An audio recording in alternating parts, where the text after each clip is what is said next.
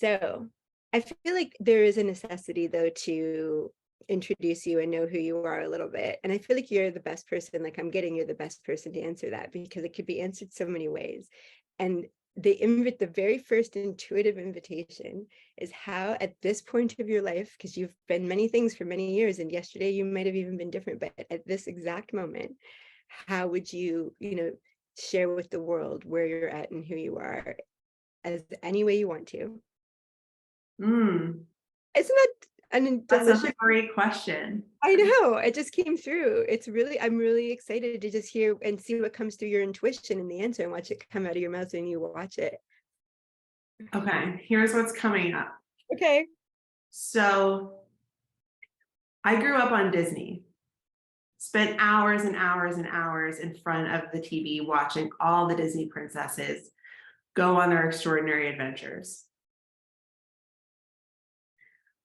Loved how they just followed their hearts across the planet and, expanded into greater things. And had parents who would say, that's not real. It's Disney, right? That's not the way life is. And they're talking about at the level of like, you can't be a mermaid. You're a human. And I'm hearing at the level of, this isn't the way life works. We don't follow our hearts this way. Ooh. So I put it on the shelf and I developed my rational mind. Both my parents are attorneys. And so that's what I became. Strengthened it, invested in it, made a career out of it. Until one day, the whispers in my heart called me beyond the office, and I couldn't unhear it. And so I went on my own, hero's journey of creating my fairy tale, of following it across the world in 6 countries or 6 continents, exploring what it means to live a limitless life outside the constraints of this is what life has to look like in this box, which is how I heard my parents. And so, I went on my own hero's journey kind of adventure and became my own Disney princess. And that's the way that I look at life now, as this like old and overwhelming feeling that I used to have that life was limited is now the gift that I carry forward in my work of seeing its limit in unlimited nature and seeing power and potential in life around me and opportunities and clients. And so I would say that's really the crux of what I do now, of who I am now. And I do it as a mother, a wife, an entrepreneur, a coach, a speaker, and an author. Beautiful. Yeah. Yeah, because it all weaves into a oneness when you get to this place of just living limitless, living authentically into your full self. It shows up in this moment of like dropping a piece of toast while your daughter's crying or whatever, right? Right to you're on the TED Talk stage and like, yeah. No, Exactly. I really get it. I feel like given that we both have memoirs and we both are doing one-on-one work with people that are expanding into something beyond what they know, there's really something where it starts to become, I want to be a oneness of myself in all things, and I don't want to keep having the extra energy, the transaction cost of moving between versions of me. And I Yeah. want to not have to make money by changing who I am to go and do that thing where I put myself in a box or I'm a bit depleted. Oh, yeah. I mean, that's still my biggest work is, as an attorney, I made plenty of money. You did too in your former career using the value of the rational mind. So it's not like that's not my work with money. I know how to make money, but I did it inauthentically, right? I did it in the system designed by someone else and cramming myself into that box. Yeah. And the work now is readdressing that relationship from a place of authenticity. Right. And do you find that you have a grapple with old programming that this is how money's made and this kind of thing doesn't have value? How do I make money from my intuition? How do I make money from just being me? Oh, yeah. I mean, less as I work through it, but that is for sure the heart of it. It's like these are not the things that society has taught us to value and that are worth anything. Yeah. Yeah. It brings up for me that 3 times I've been asked something around, I can't afford this right now, or I feel so called to do a session, but I just feel like I can't, this is literally what I heard. I can't spend that money on myself right now. And interestingly, all 3 times I said, I said, I understand completely. It's so interesting that if you needed $500 for your house or your car, you would definitely find it, but it's so hard to do that for ourselves. Mhm. And the one woman wrote back, she said, literally, I just ordered a part for my furnace for $500 and paid another $500 for shipping. Thanks for putting this into perspective for me. That's exactly right. Right. And so there's that. And then I can't help but be compelled to charge the value that I was told by the angels. I would have never come up with that number in a million years. And I grappled with it. But then they had me read my own testimonials and remember the sessions. And I was like, if I were to put a dollar amount to what you would get in a session in terms of if you had to go get that from someone that was a lawyer or medical or a business consultant or your own trial and error over time, they must be worth tens of thousands of dollars each one alone. Yeah. And I did my PhD in the future of the economy looking like nature, and how nature works is symbiotic. Value is exchange such that everything that wants to give and everything that needs to receive exchange, so it looks like a beautiful majestic forest. It works. And to do the cultivation that 20 years of this the connection of this gift that takes hours of daily practice and being vegetarian and getting enough sleep and meditating and purifying myself of trauma and low vibration thoughts and all the things it takes to be a conduit, like all of that, if it were another profession, it would be at the level of, like, I would say, surgeon. Oh my gosh, completely, right? I think about Right. it all the time as like, I think, okay, if I had stayed as an attorney, I would be partner level now. What do partners make? It's like the market for partners hourly rate, because that's how they bill, could be like, yeah, thousands and thousands for an hour. Yep, I have had opportunities to be in 2 global leadership positions of organizations that are literally my wheelhouse and want to move the needle on everything I care about: sustainability, education, etc. Both of them would be $500,000 a year. Turned down both of them. If someone else can do it, someone else can do that, no one else can do this. Yeah. Mm-hmm. So it's fascinating to from 3 different angles. Are you willing to invest in yourself, in your life, in your soul, the way you do on the other things that demand your attention? Secondly, does anyone recognize what it takes to do this and the groundwork it took to do this? I think it's very hidden and quiet. It's like I always say, if domestic work or women's work, as it was called, is hidden, spiritual work is even more hidden. You look like you're just sitting there. You look like you're Right. you look like you're lying under a tree and you're actually doing the deepest trauma work to make sure you're clear so you can hear properly without projecting. And then the third thing is like the actual measurable value. If you were to do an economic analysis of what is received and how things change, would be either so much or would be invaluable. You could not get that healing. You could not get that insight off, and You it's know quite this. this, do you know the story of the two woodcutters? No, I'm in. Tell me. I'm so excited. I mean, this is exactly what you're saying is exactly the work that I've been doing for myself around this piece around money. And like really it coming from a place of being as opposed to doing. We're all about execution as opposed to like where we're creating from, and putting in that foundational work there being so much like lubricant to really speed up where we get to later on, right? So there's a story of the two woodcutters, and one is this guy who's been doing it for all his life. He's an expert, and the other is this like young buck, and he's big and sturdy and full of muscles, and the old guy is old. And they're going at the same time, and the young guy's like, I'm going to show this old guy who's new in town, like I'm going to beat him and I'm going to cut more wood than him. And so they're going, and the old guy once in a while would take a break, And he would say to the young guy, do you want to have a break with me? And the young guy would be like, I don't need a break. Like, look at these muscles. And he keeps chopping and chopping and chopping. And the old guy takes more breaks. And the young guy's like, oh my gosh, I've got this guy so beat. And then at the end of the day, they come together and they look at their wood piles and they're exactly the same. Actually, I think that's wrong. I think like for more impact, the old guys cut more. Okay, so bear with me on that. Okay. Okay, so then the young guy's like, how is it that you were able to cut so much wood? I never stopped. I was going the whole time. Yeah. And the old guy's like, yeah, I took breaks to sharpen my axe. I need those breaks. And so the story is usually discussed in terms of the power of pausing and strategy and like thinking about decisions before you make them.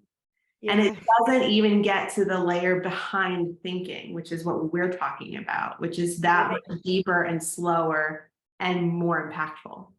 Yeah. Deeper access. Yeah. And that's what I mean about not being able to get everyone, I believe, and we've talked about this, everyone has the answers inside of them and the ability on their own. Absolutely. And yet to have permission to slow down and to have tools that have been experienced and used with others. It's almost like when you get a personal trainer for the first time, they give you focused attention so you can put attention on it, and they have tools and techniques that will get you there faster and easier. You could probably figure out how to make yourself, and that slowing down to sharpen the axe. I mean, we had a similar thing in engineering when I was, an engineering corporate in my early years. It was like the person who's doing like fishing every day and getting one fish and getting one fish and one fish, but then stops and starves for a little bit to build a net so that they can get that uncomfortable place where you're in a transition where you're not eating every day.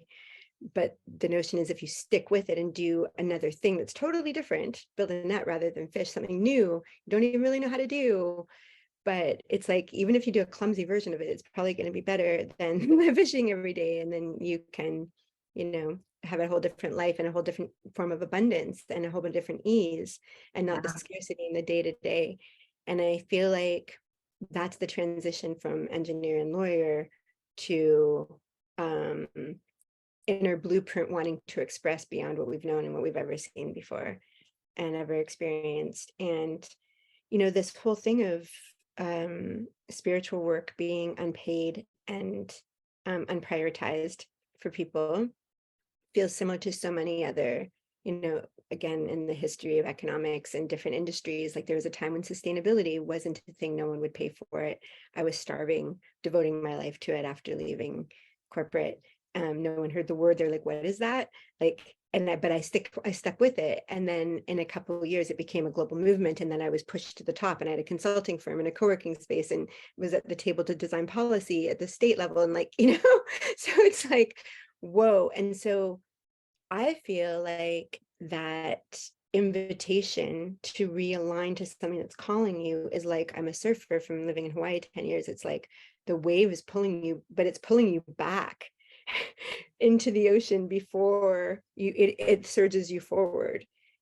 And you're paddling harder and you're going in the opposite direction, and there's a void behind you, a huge abyss of ocean, but the shore's there and you want to go there.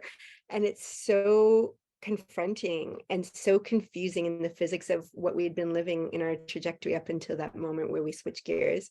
And I feel like that's something that we both get to help people with, is that transition time to say, hey, it's okay that this is happening. That's actually a natural part of the process. Like what you're going to do is so different than before, yet it's going to build on everything all your skills you developed are all going to be used. They're not going away. It's just not going to be for that machine. It's going to be for your nature. Yeah.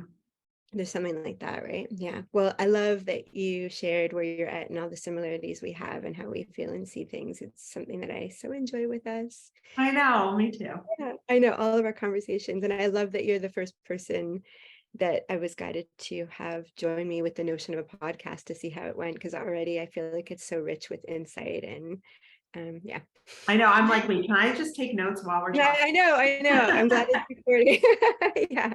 Okay. So the very first thing the angels wanted for me to prompt you with as we sat together was this invitation of like literally what's alive for you right now. Like on the wave of our conversation, what is alive for you right now? What's percolating as just like vibrant right here, right now? It doesn't have to be a question or anything, but they just want us to start with what's alive for you. Well, we were talking about this a little bit before we started recording, but what's alive is this notion of um, deepening into self-trust or trusting the universe, whichever way you see it, going in or out, but deepening trust to accelerate getting where we want to go in life. Yes. Yes. And when we were talking about it, we were talking about getting beyond the senses we usually use because they can only get us so far. It's really that deeper knowing that can take us beyond what we know, because it's beyond what we know and we can't rely on what we see, what we think. It's got to be something else that knows deep inside. So they want us to go with that if you're open to it. And we talked about you're the first person I think I've told that I'm developing a course for how to develop your intuition. So they'd like us to actually do an exercise. Okay. This is out of nowhere. I love it. Okay. So they want to give an exercise that's specific for your gifts. And Thank you.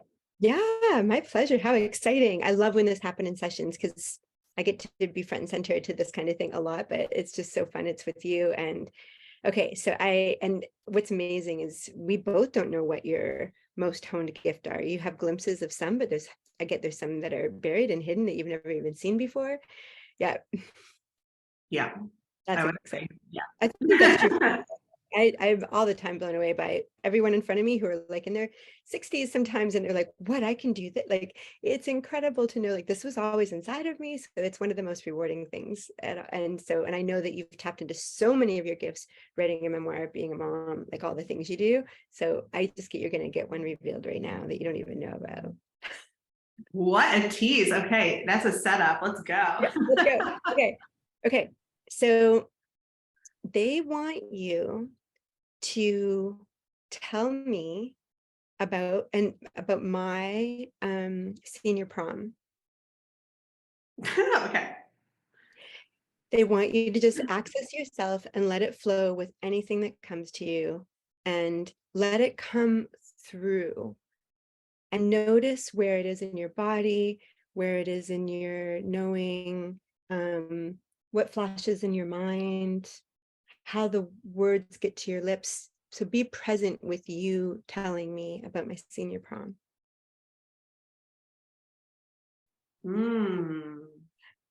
This is scary because there's a right and a wrong answer in terms of like facts that actually are true or not true for your senior prom, right? Yes, and I'm going to cross-examine you, Miss Lawyer. Great. Tell me 3 reasons why it's not scary. I mean, so what if I'm wrong? Like it's learning, it's refining, right? It's connecting, it's really understanding me and my process and not the truth of your prom. And so getting things right and getting things wrong are equally important because I get to feel what that feels like both ways. Yeah.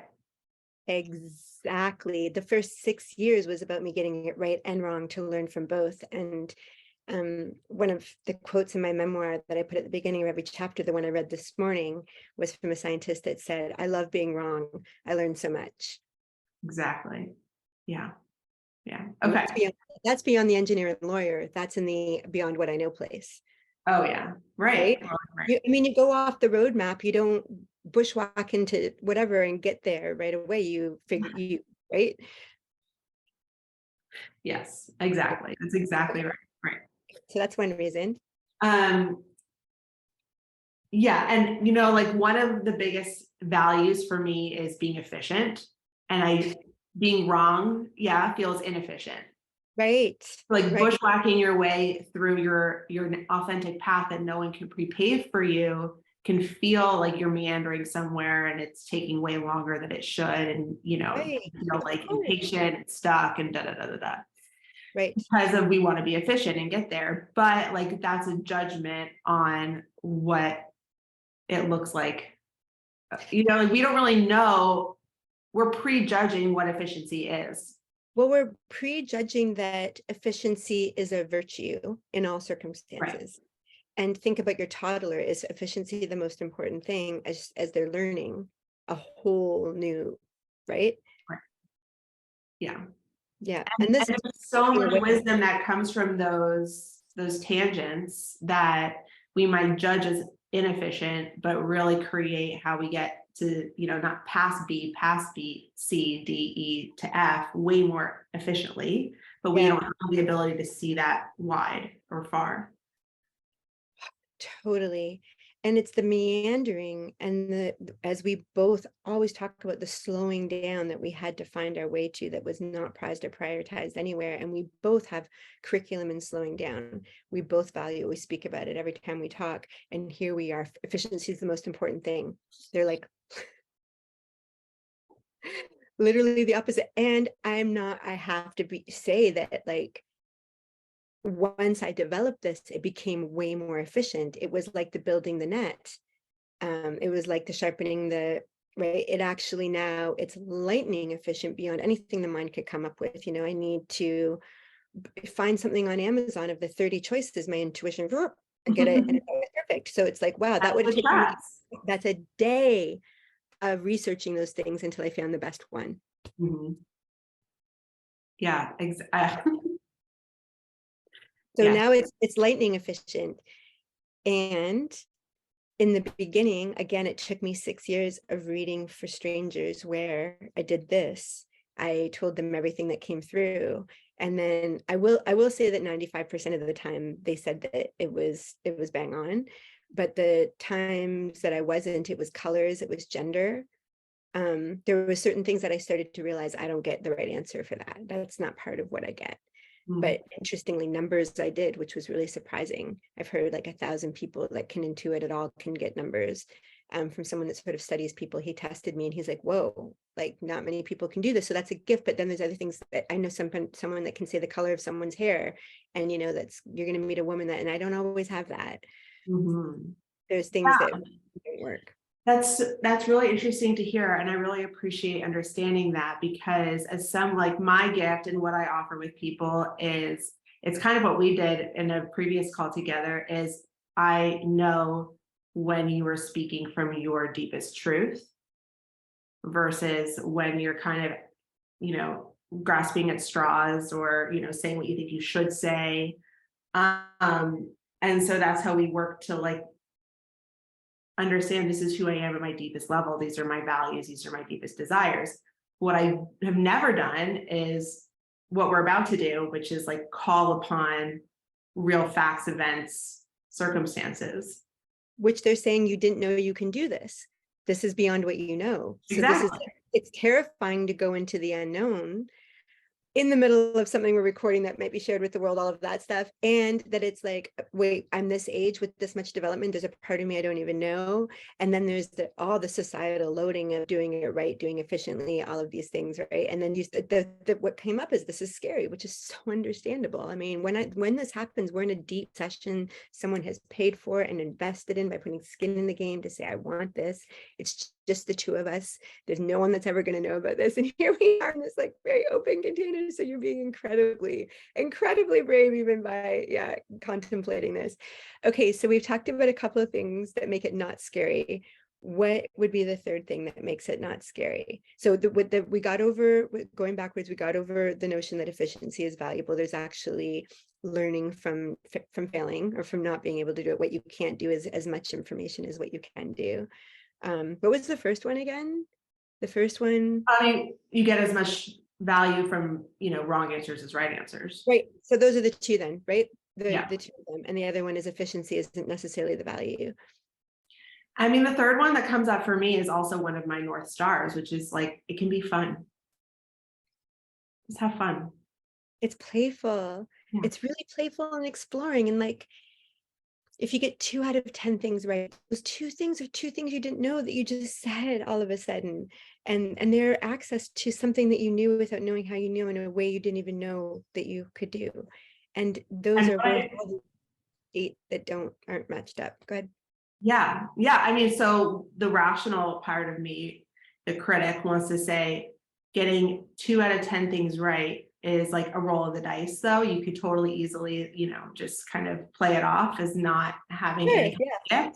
But why it's so important, what you said, and like what we both talk about all the time with slowing down and really being aware of what's happening in your heart, in your body, in your mind about those answers coming up, is that data for the next time. You said it perfectly.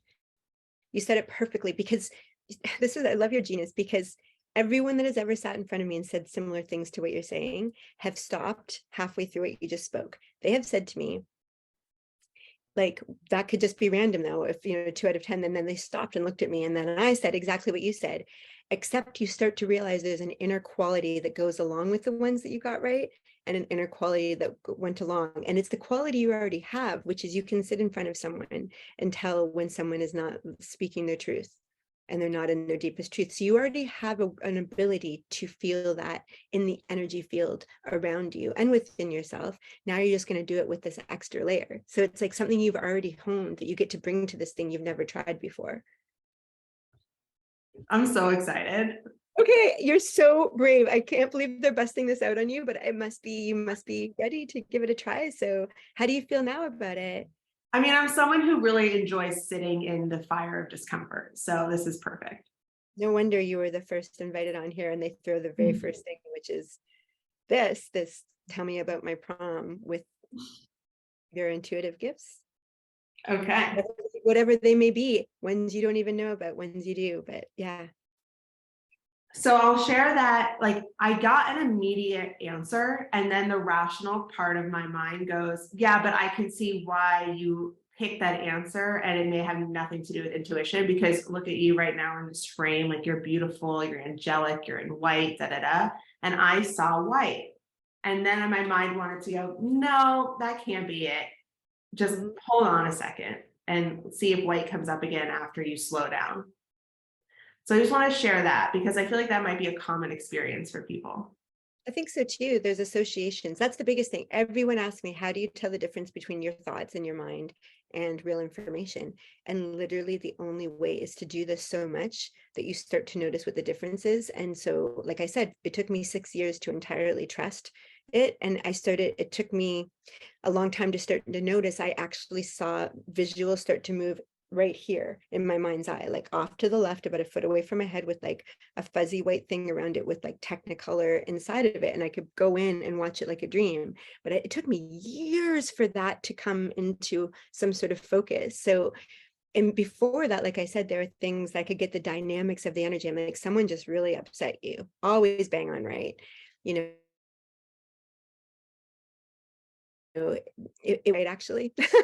Ever once, never right. So, but that took years and years. So, like what you said, when you feel the white dress, and then feel what you feel in your body with that. Why don't we just start right there? So when Mhm. you feel into like me wearing a white dress for my senior prom, what does it feel? Does it feel like it's a real thing, or does it feel like you put your I mean, I get such a clear image and it feels, nothing about it feels off. I'll say that. tell It's me the whole like, so tell me the whole feeling. Describe what you feel about me there.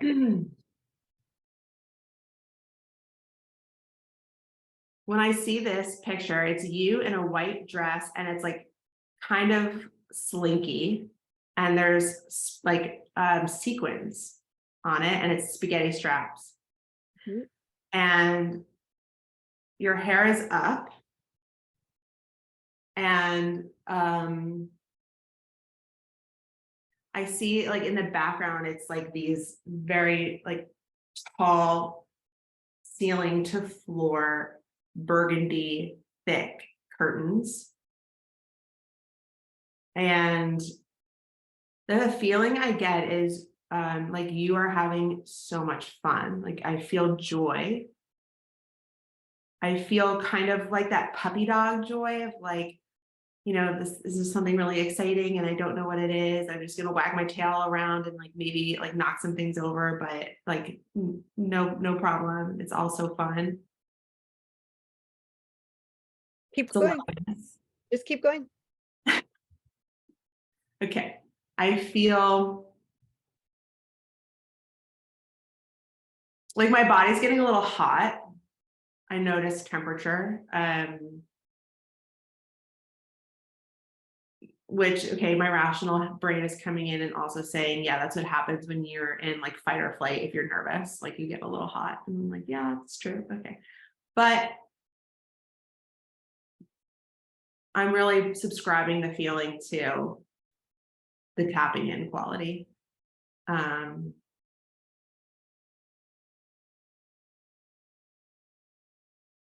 Something's going on with your shoes that I'm feeling is like uncomfortable or you didn't like them.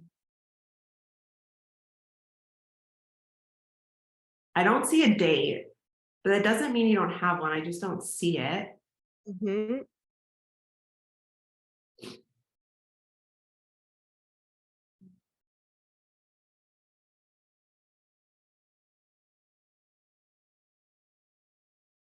Yeah, I can't find a date. Mm-hmm. How am I feeling? I'm feeling the puppy dog feeling. What else is happening inside of me? There's like a very strong desire for the night to go well. Mm-hmm. Don't know what well means, but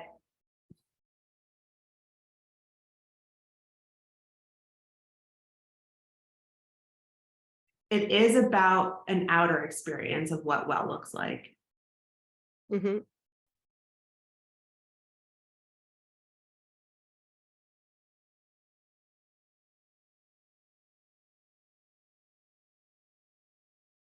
There's a little,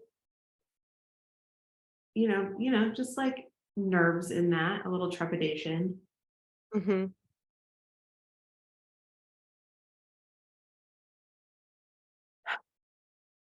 I'm like, okay, so what's coming up is how did you get there to your prom?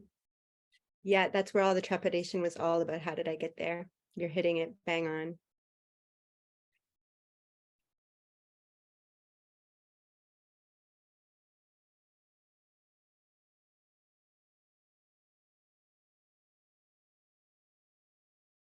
You don't have to get more on it. Just know that you're bang on with that. Okay. That all my trepidation was how I got there. All of my friends went in one limo, and I went with a friend, a high school friend, to prom. My boyfriend lived in another city, so I wasn't with him as a date. So I just had a friend that I went with that didn't feel like, a date. It just felt like one of the guy crew. And because all of them went when he and I drove separately, I felt a little bit on the outside and really wanted to, when we got there, still feel like included, like in the crew. Mm-hmm. Oh my The gosh. only trepidation of the whole night. Oh. And did it go well? Yeah, of course, because my crew was really, really tight. And I was just, my parents had divorced. I was living on my own at the end of high school. So I had a lot of outsider feelings. And so that was showing up in, I just never even thought of this actually. I've never thought about this. I never thought about the limo ride. My memories of prom are just fun, amazing. It was perfect. It was a blast. And I totally forgot how trepidate, like how I felt in the beginning of like that sort of left out moment that felt like left out of my family and left out of my home. And all of that was super alive as I was on the way to prom, not in the limo with everyone, and everyone got out and I heard how they all got pictures before they got in the limo and I wasn't in any of those pictures. And like it just that wound was so there and raw that it hurt. But then as soon as we went in, we started drinking, and then I became like the puppy dog, and we were silly drunk the whole night together, and like that wagging puppy dog kind of all over the place, silly, like probably more than I would have if I hadn't had the trepidation at the beginning to sort of make up for it and be like, yeah, I'm really wanting to have that connected feeling, and not feel like I did when my parents divorced or when I left my home to live on my own. You know what I mean? Yeah. Oh my gosh. I It's a lot forgot all wrapped up about into a that. night as prom. Yeah. Yeah, but you told me something I'd forgotten about my prom entirely. Yeah, and yeah, and I've never thought about it or talked about it from the moment it happened, but it kind of hurts, like remembering it and remembering how many times I had that insider outsider feeling, like everyone's including me and everything. And there's this slight thing where I'm not. And it had always felt like that from the time I was born. Like, my mom having 4 children at 21, she obviously loved me enough to have me. And also there was this like energy of, oh my God, I don't have energy and time for you. So it was this always like, I love you and you're here, but you really can't quite be with us. And it's just all I've ever known. And this feels like it's healing for me right now, talking about this from the womb all the way to like now. Wow. Yeah, like I'm almost crying, like I'm realizing that's been a dynamic that's always been there, like just feeling like sort of 1 foot in, 1 foot out with how people love me. Mhm. I totally resonate with that because my prom, I had a boyfriend who was a year older and had come from a different school. And so he was like, I'm too cool for prom. I'm not coming with you. And so, I mean, that should have been a sign right there that it was time to break up. But I was like, okay. And I brought a different guy friend and I felt very like awkward about that dynamic. And he didn't know A anyone. date, not date, a date, not date. Yeah. And he Yeah. didn't know anyone. Yeah, mine was different in that it was my best guy friend that was part of the crew. So it just felt like my friend was driving me to prom, not so much that I had a prom date. Yeah. Yeah. It was just like, it was like if you live in a forest and I brought in seaweed into the forest, like he didn't belong there. Like it was not Right, the right environment. Like he was not part of this. right. Yeah. Right. And so my friend that drove me, he lived around the corner from me. We were the only ones that lived on the other side of town. And um it was definitely the poorer side of town. He lived there because his family owned a corner store in the neighborhood. So he didn't live there because they were poor, but we lived there on more of sort of that side of town. And so he had driven me to high school often. And so when he drove me to prom, it was just kind of the same thing. It was the same car, the same friend doing the same thing, where they're always all in a limo having this and higher experience of, which kind of felt like, families are together and my family is not together. People live with their parents still in high school. I don't, like, they're in a limo. I'm just getting a regular ride to. Yeah. I've never thought about it, never, ever, ever, but it was a wound and it's one that still shows up. Yeah. I still feel at times like, yeah, yeah. Wow. I feel like it's just with the choice at this age, I can just choose to experience these things differently. Yeah. Okay. Thank you. Thank you. Well, wait, hold on. What color were you wearing though? So my grade 8 prom dress was white, but my senior prom dress was, funny enough, it was like orange and pink, and it was definitely slinky, like it was sexier than most prom dresses, I think, for the age. Like it was off the shoulder and really short and really fitted. Um, and the sequence was like, it was the brightest dress.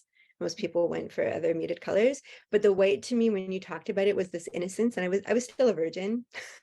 Like, and none of my friends, really were, like, that wasn't normal to be that a senior and still not have been with somebody. And so that, to me, that kind of felt like there was like a slinkiness and a virginity to it, which was both. Yeah, maybe. Sure.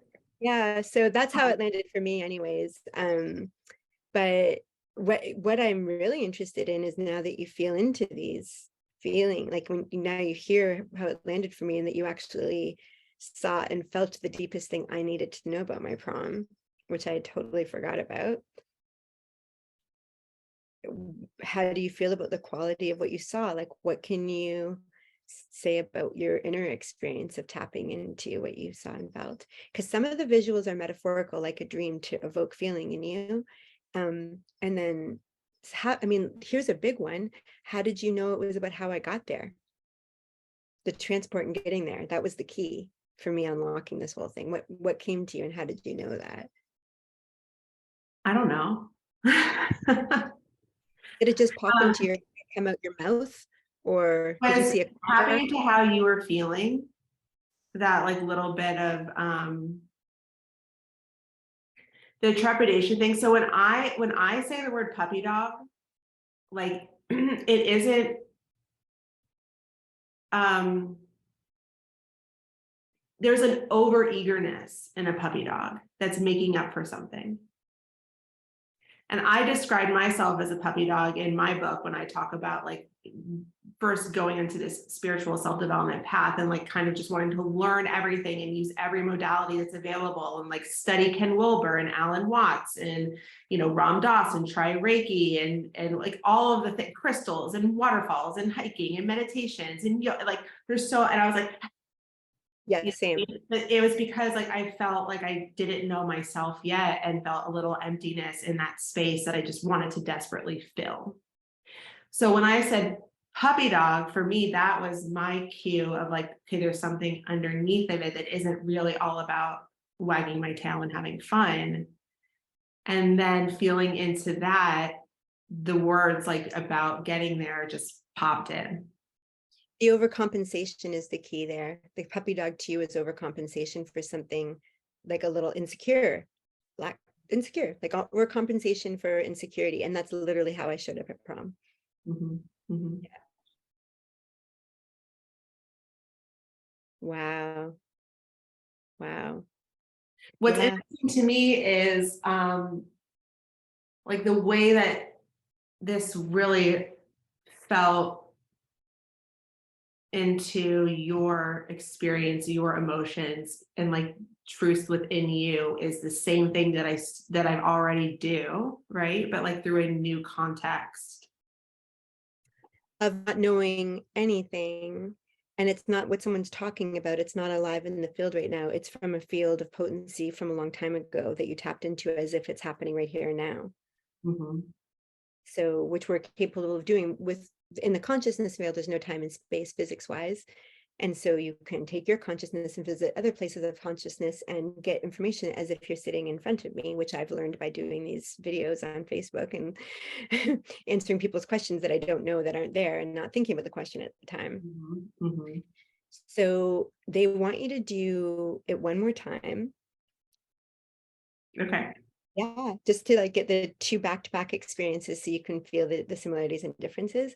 And they want you to go right into the intention of going into the field of felt experience for me when I had my first breakup in high school.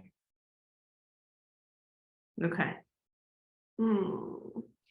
And go right to what I was feeling, what the dynamics are, skip what I'm wearing, or maybe let it come, like just, but just really go right into, because where you really got juice for me was when you went into how was I feeling. So let's start with that. How was I feeling? What's going on? What can you get? What pops into your head? It could be imagery. Yeah, I mean, I do see like there's like a photo of you and him that you're looking at that's like, pouring into like this is now a memory, like it doesn't exist for us anymore because we're broken up. And that like breaking your heart.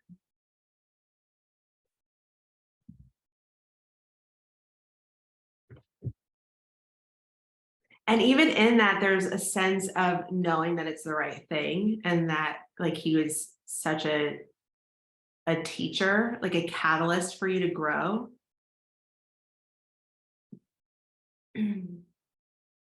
But feeling that like void is just, yeah, I think it touches on the void of family again, of like, who do I belong to? Mm, mm-hmm. Mm-hmm. Ooh, that one actually hurts. I didn't see that part. Yeah. Yeah. Yeah. Yeah.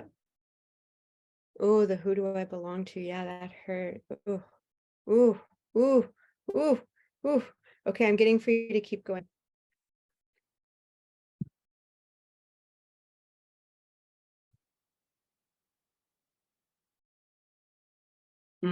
Yeah. I mean, that experience, you have always been so self-aware and wise is what I'm seeing. And like the hero of your own story and knowing that like you belong to yourself and this being like a formulation of that seed that needed to sprout.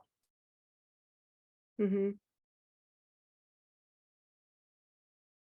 And now I'm getting for you to tap into anything you can get on the circumstances. And the way to do this is to be curious as if you're about to watch the trailer of a movie you've never seen before.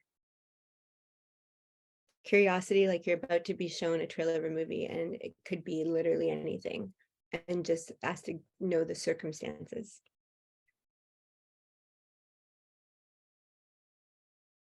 So as if I'm watching a trailer of a movie and what's the prompt for it? Prompt is, what were the circumstances of that breakup? Uh, um,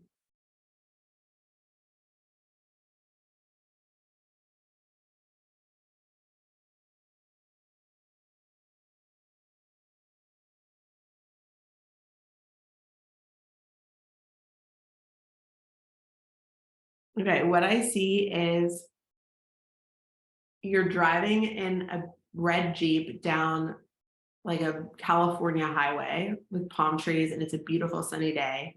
Your sunglasses on, laughing, listening to music, and then you have a disagreement that essentially like unravels the tenets of what you thought your relationship stood for, and then you like jump out of the car and you like dive into this pool and come out of the pool feeling completely over the relationship. Okay. So what I can say to that one is that it was sudden. Like, we had been hanging out for a bit. I was in grade 9 and I was having fun with my friends and having a great time. Like, it really felt exactly like what you're saying. I was on cloud 9 with him and life. And he came up to me and told me he needed to talk to me. And I was like blindsided, like totally blindsided. And yeah, I'm getting free to go get more. So keep going. Okay, but 1 second, because I actually am supposed to be on a call right now. Oh my God, with time flies by. I'm so sorry. Yeah, so let me just text her that I'm gonna be like 5 minutes late. Yeah. And then we can wrap this up.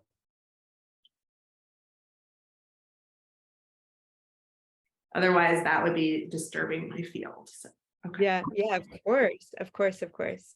Yeah. I did this end part just to like do one last piece of it. Okay, so just keep going with it. Yeah.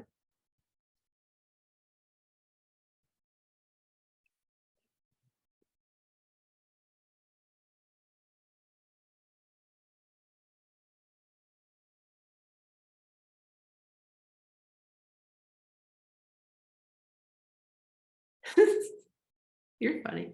Okay, so I see him kind of, he like gets out of the car as you dive into this pool and he rips off his sunglasses and he's kind of like, what the heck?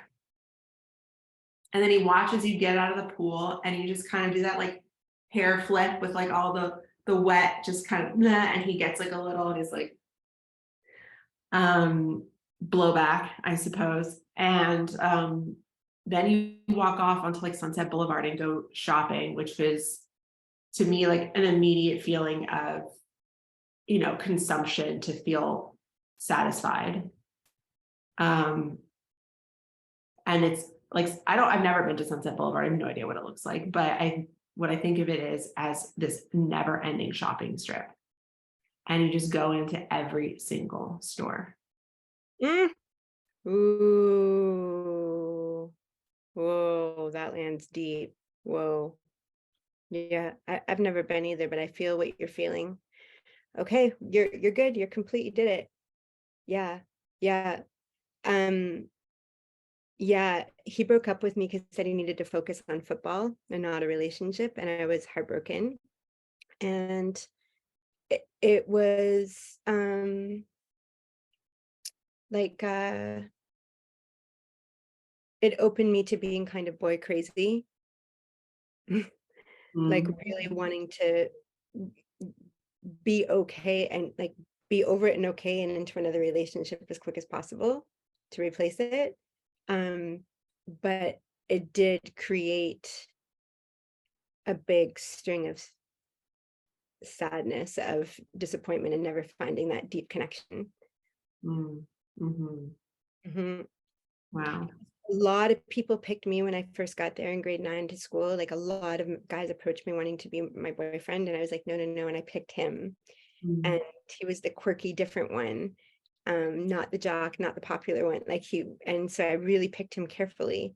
And so after that I think there was a feeling of why pick so carefully if they can just break up with you in a moment, just let anyone that wants to date you in. I just got that now. Mm. Yeah. Oh yeah. I just got that I now. felt that. Hmm. Another big insight. Okay, I know you have to go, but they want to share 5 things for you to know from this journey. Okay, great.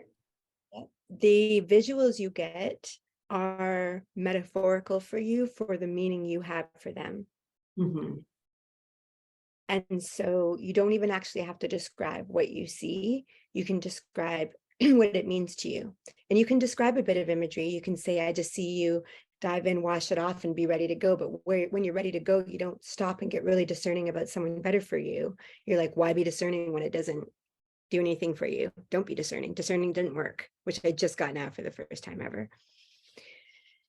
And so go with what you feel and throw imagery in to animate what it means to you, but to let go of the literal Hmm. for you particularly. Hmm.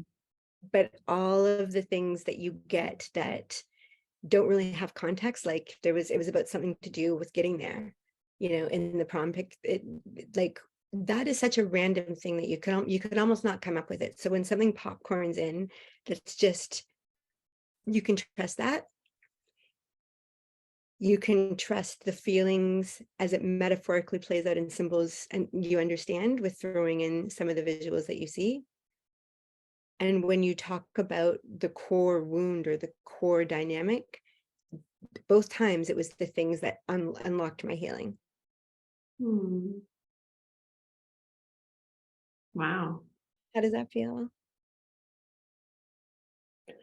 It's funny because it doesn't surprise me in a way, and yet this is also shocking and this in a different level.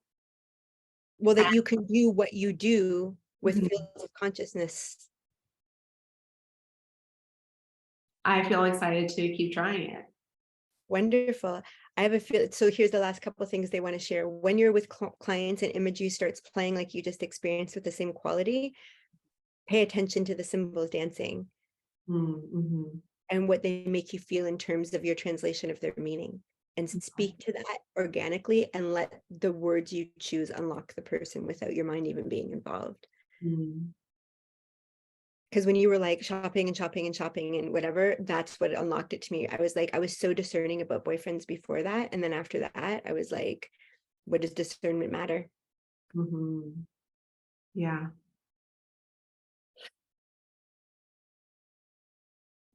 I have to sit with all of this. This is big stuff. It's huge. So let's leave it at that. You have to go. You're going to have a different quality of your time in front of people Mm-hmm. as these things play in. And you're also going to start playing with, wait, that's not even here right now, but I'm going to see if I can tap into it and what I can get. But doing it with someone that you can tap into something that they have a lot of emotion around, like, their first breakup or their first love or their wedding day. There's a big emotional field there still. And you can practice with them and they can talk to you and tell you. Yeah, right. Practice with friends and, okay, we'll leave it at Can't that. wait. Thank you so much. This is so much fun. This was so fun. If you want to do it again, I'm up for it. It's really Yeah, awesome. I'm always up. definitely. Okay, well, thanks for staying extra.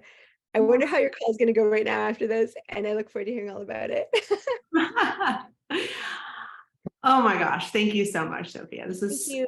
such a blast. I feel like everyone watching it is going to want to do this, right? Like, I hope everyone goes so and does it. It's why wouldn't you? Fun, fun, fun, fun. Nothing to lose, everything to win. Do it with a close friend, not publicly. You're brave and incredible. So few people could do what you just did. Brava, dear friend. Super beautiful. well, someone's got to go. Yeah. Time Okay. to do it. Okay. Big hugs, big kisses. Thank you. Same, same. Okay. Bye.